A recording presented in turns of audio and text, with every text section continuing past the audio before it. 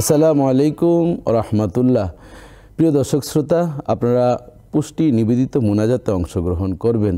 মোনাজাতের কয়েকটি শর্ত রয়েছে, তন্মধ্যে অন্যতম আরেকটি শর্ত হচ্ছে নবী পাকের শানে দুরূদ পাঠ করে মোনাজাত করা। তাহলে আমরা মোনাজাত করে আল্লাহর কাছে বলি, আল্লাহুম্মা আমিন, আল্লাহুম্মা আমিন।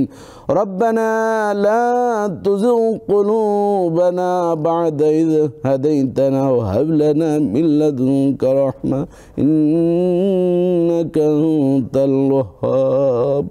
রব্বানা أتمم لنا نورنا واغفر لنا إنك على كل شيء قدير। মাবুদ মাওলাজি, রহমত, মাগফিরাত, নাজাতের মাস আমাদের মাঝ থেকে বিদায় নিয়ে যাচ্ছে। যারা কোরআন তেলাওয়াত করতে পারি না, শিখি না, মাবুদ কোরআনের প্রতি আকর্ষণ সৃষ্টি করে দিও রাব্বুল আলামিন। বাংলার জমিন কত শহীদের বিনিময়ে আল্লাহ আমরা পেয়েছি। ও মাবুদ, এই সুন্দর দেশটা হক্কানি আউলিয়া কেরাম কত কষ্ট করে ইসলামের জন্য উর্বর করেছেন। এই জমিনকে আল্লাহ তুমি ইসলামের জন্য আরও বেশি বেশি উর্বর হওয়ার তৌফিক দিও।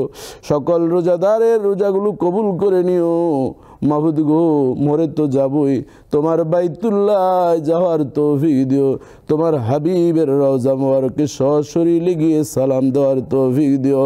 মরে যাব জবানে জারি করে দিও লা ইলাহা ইল্লাল্লাহু মুহাম্মাদুর রাসূলুল্লাহ সাল্লাল্লাহু আলাইহি ওয়াসাল্লাম।